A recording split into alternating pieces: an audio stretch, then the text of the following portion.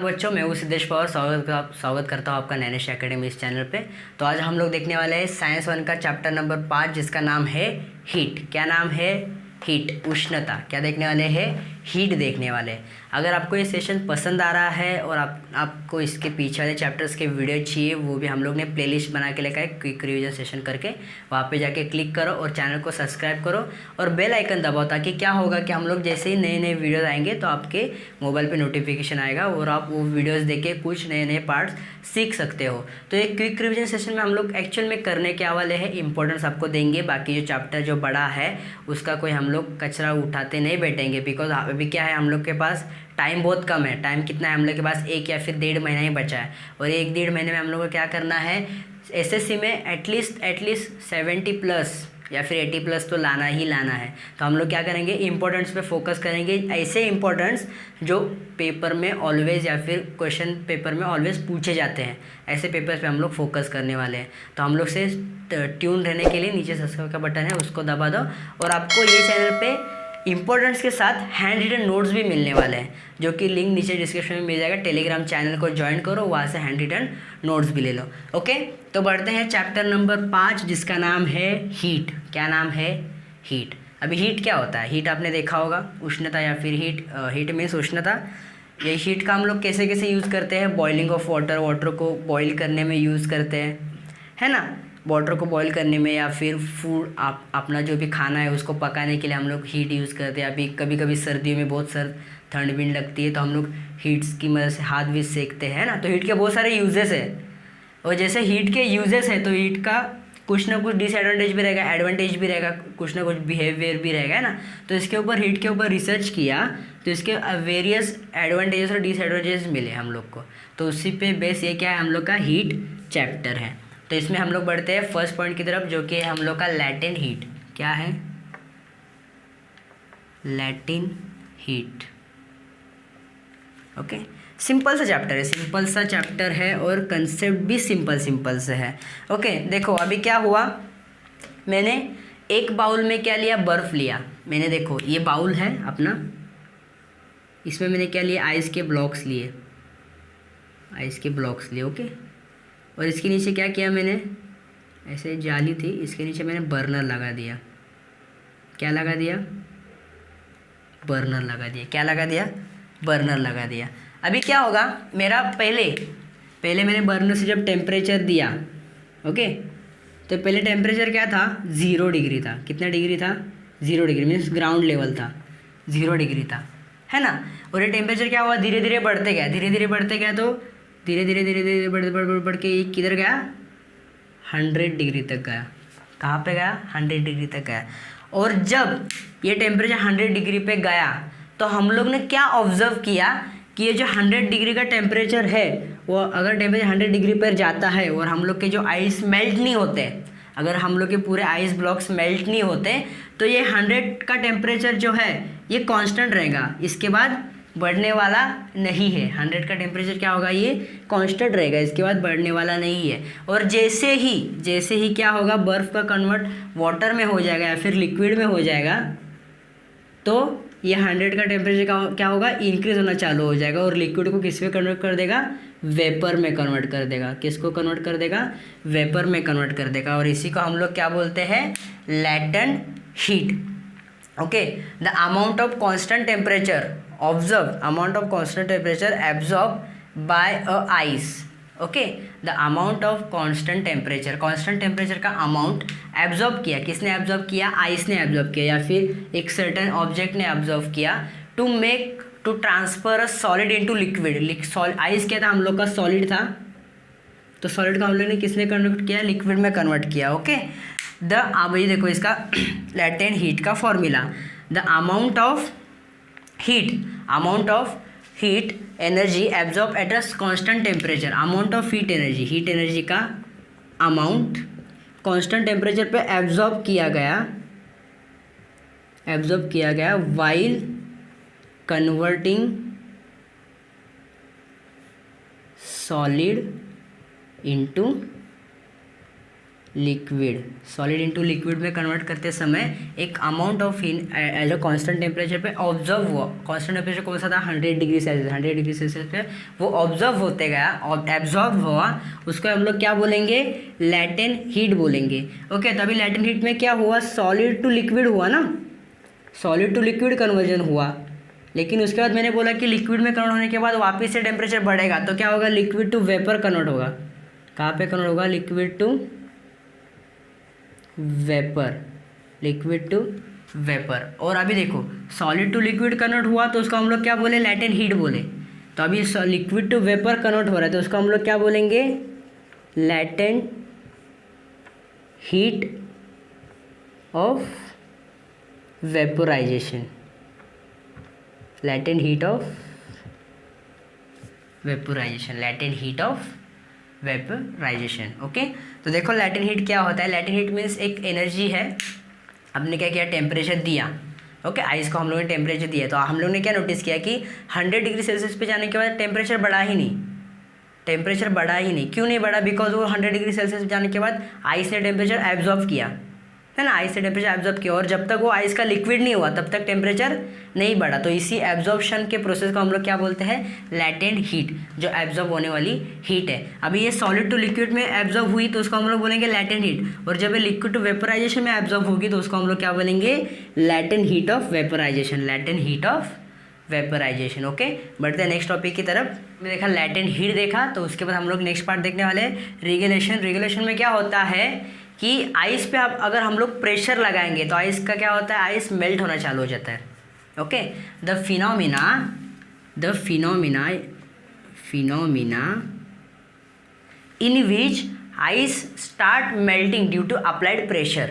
Ice क्या हो जाता है? हम लोग जो प्रेशर लगाते हैं उसकी वजह से क्या हो जाता है? वो मेल्ट होना चालू हो जाता है। और once we remove the pressure, जब हम उसके ऊपर से प्रेशर निकाल देते हैं तो वो क्या होता है? वापस से फ्रीज होना चालू हो जाता है। वापस से क्या होना चालू होता है? फ्रीज होना चाहता है। अगर हम लोग प्रेशर को अप्लाई करेंगे, प्रेशर को क्या करेंगे? हम लोग अप्लाई करेंगे तो आइस क्या होना चालू हो जाता है? मेल्ट होना चालू हो जाता है।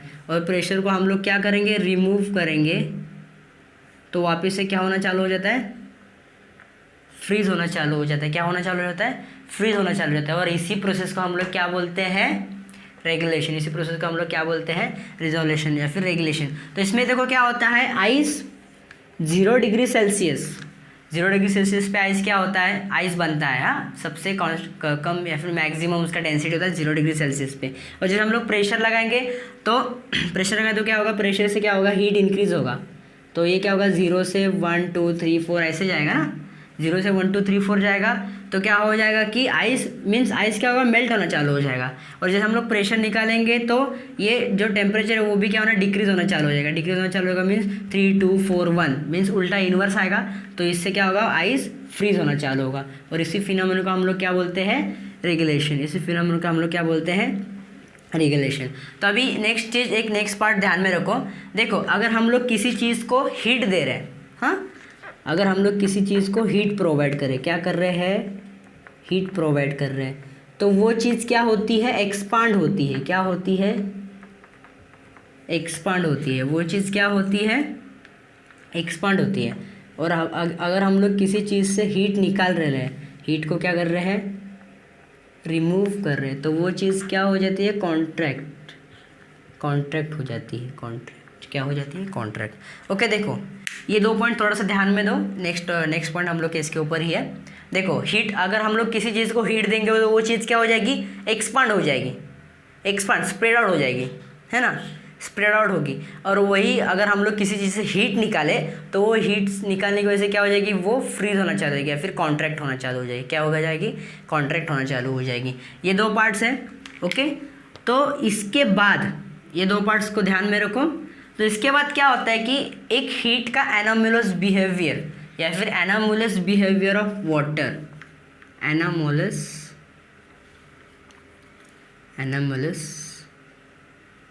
बिहेवियर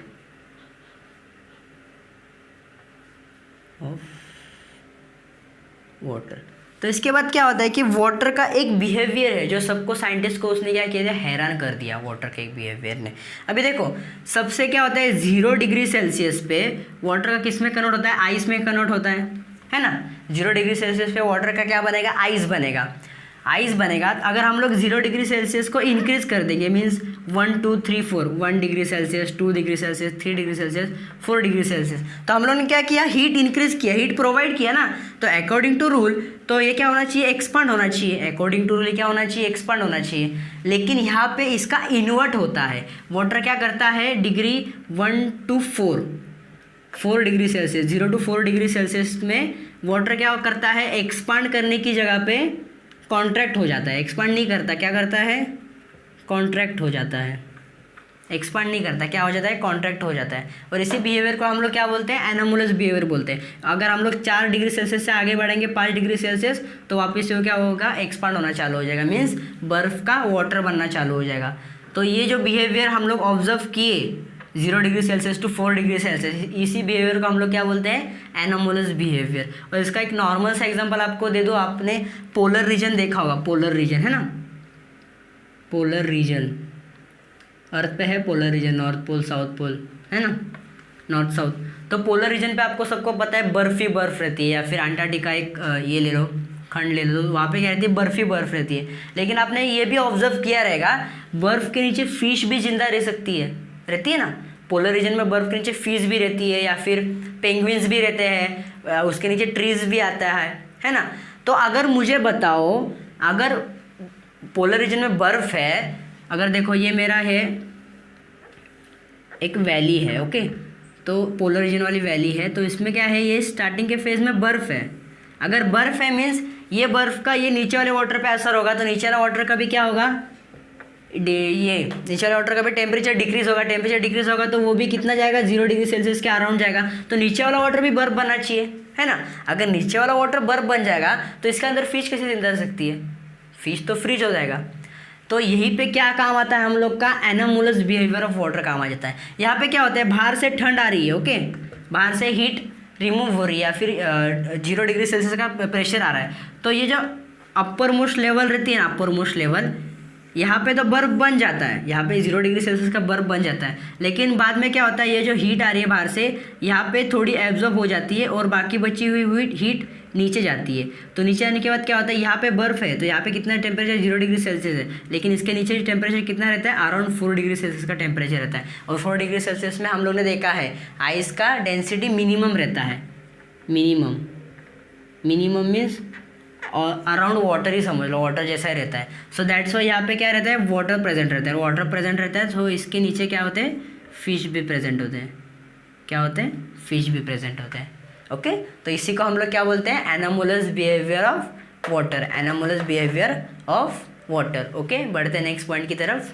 तो बढ़ते हैं हम लोग के नेक्स्ट टॉपिक की तरफ, जिसका नाम है ड्यू पॉइंट, ओके। तो इसका नॉर्मल सा एग्जाम्पल ले लो, ठंडियाँ चालू है, सर्दियाँ चालू है, आप गाँव में हो, आपने क्या किया, रात को सो गए, सुबह उठ गए और सुबह आप लोग टहलने निकले, क्या कहाँ निकले, टहलने निकले। तो आपने क्या किया, जहाँ पे ग्रास है, एक ग्राउंड है, सरफेस, ऐसा सरफेस है, उसके ऊपर ऐसे ग्रास है, तो आपने वो ग्रास वाले ग्राउंड में से ट्रैवल किया, फिर वो ग्रास वाले ग्राउंड में से टहलने लगे। तो थोड़ी देर बाद आप देखोगे कि आपके पैर पे ना ऐसे कुछ मॉइस्ट लगा रहेगा, मॉइस्ट या फिर थोड़ा वाटर लगा रहेगा, या फिर आपकी पैंट है वो भीग जाएगी, है ना, आपकी पैंट हो जाए, क्या हो जाएगी, वेट हो जाएगी, वेट भीग जाएगी। तो ये वाटर आया कहाँ से, ये वाटर कहाँ से आया, रात को आके आप तो फेंक के नहीं गए हो, या फिर प्लांट ने तो प्रोड्यूस नहीं किया, कभी देखा है प्लांट ने वाटर प्रोड्यूस करते हुए, नहीं ना। तो ये वाटर एक्चुअल में आया कहाँ से, तो ये वाटर कहाँ से आता है, देखो रात को ठंड चालू थी, मीन्स ठंडी हवाएं बह रही थी, है ना, ठंडी हवाएं बह रही थी। तो ठंडी हवा बह रही में तो हवा में क्या होता है, पानी होता है, ठंडी हवा में क्या होता है, पानी होता है। लेकिन वो पानी होता है, तो पानी का कन्वर्ट किस में हो जाता है, वाटर ड्रॉपलेट्स में कन्वर्ट हो जाता है। किस में कन्वर्ट हो जाता है, वाटर ड्रॉपलेट्स में। और ये वाटर ड्रॉपलेट्स कहाँ पे कन्वर्ट हो जाते हैं, पानी में अगर हीट बाहर से आती है एटमॉस्फेयर से, उसका कन्वर्ट किस में हो जाता है, वाटर ड्रॉपलेट्स में कन्वर्ट हो जाता है। और वाटर ड्रॉपलेट्स कहाँ पे सैचुरेट हो जाते हैं, अपने ग्रास या फिर जो भी पेड़ के पत्ते हैं वहाँ पे कन्वर्ट हो जाता है। इसको हम लोग ड्यू बोलते हैं, क्या बोलते हैं, ड्यू बोलते हैं। ये वाटर ड्रॉपलेट्स को हम लोग ड्यू बोलते हैं, ओके।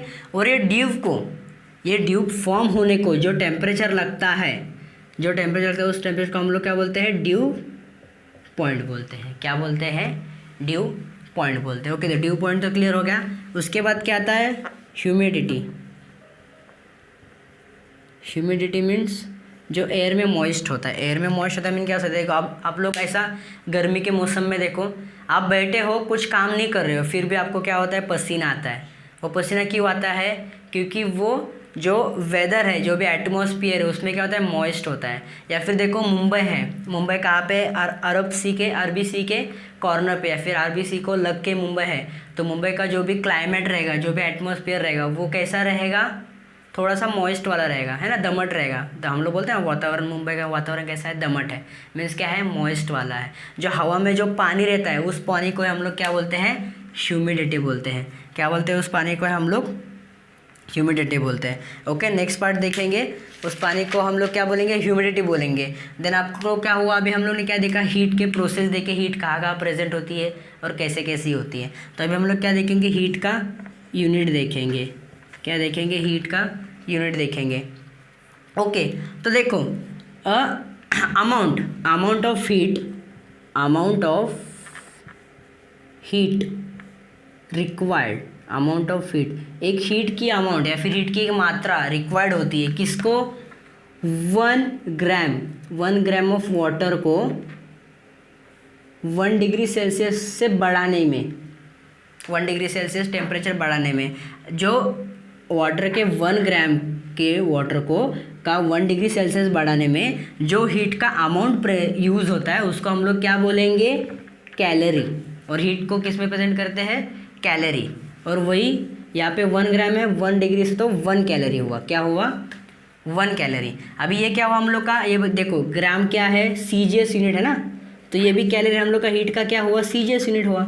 तो अभी हम लोग हीट का क्या करेंगे, केजीएस यूनिट निकालेंगे। केजीएस यूनिट निकालेंगे तो केजीएस यूनिट में क्या होगा, 1 kg ऑफ वाटर को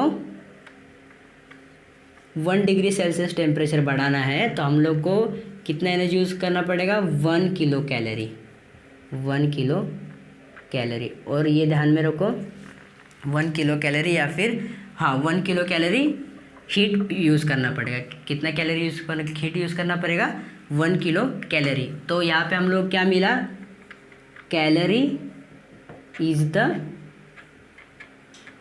यूनिट ऑफ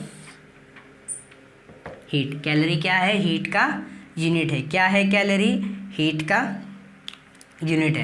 उसके बाद एक पॉइंट आता है स्पेसिफिक हीट कैपेसिटी।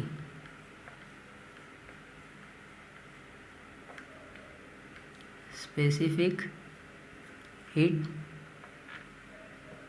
कैपेसिटी, तो स्पेसिफिक हीट कैपेसिटी जैसे नाम में लिखा है, एक ऑब्जेक्ट या फिर कोई भी ऑब्जेक्ट है उसकी हीट ग्रांटेड करने की या फिर हीट होल्ड करने की कितनी कैपेसिटी है, उसी कैपेसिटी को हम लोग क्या बोलते हैं, स्पेसिफिक हीट कैपेसिटी। क्या बोलते हैं, specific heat capacity. Okay, that's is, यही है स्पेसिफिक हीट कैपेसिटी।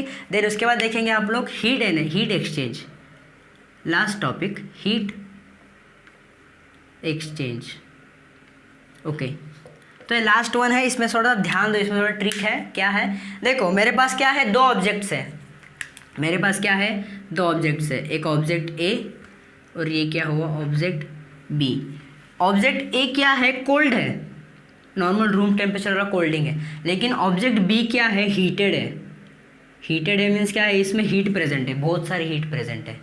तो मैंने क्या किया, ऑब्जेक्ट ए यानी ऑब्जेक्ट बी का कॉन्टैक्ट कर दिया, इन दोनों का मैंने क्या किया, कांटेक्ट कर दिया इन ए सिंगल टब या फिर सिंगल एक बर्तन लिया, उसमें इन दोनों का कांटेक्ट कर दिया।